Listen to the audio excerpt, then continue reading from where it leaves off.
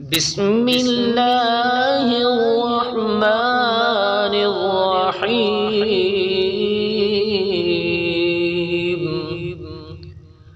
ولولا فضل الله عليك ورحمته لهم طائفة منهم أن يضلوك وما يضلون إلا أنفسهم وما يضرونك من شيء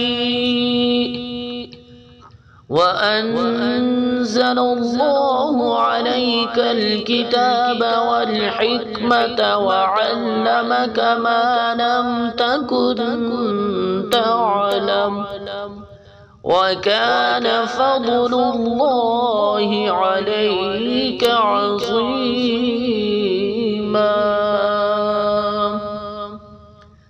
لا خير في كثير من نجواهم إلا من أمر بصدقة أو معروف أو إصلاح بين الناس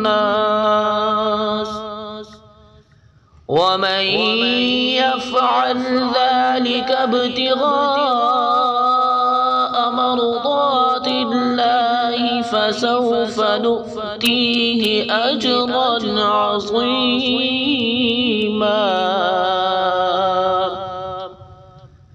ومن يشاقق الرسول من بعد ما تبين له الهدى ويتبع غير سبيل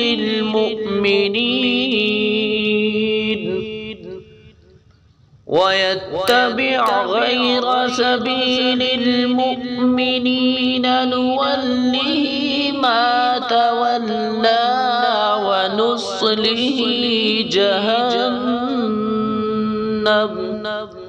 وساءت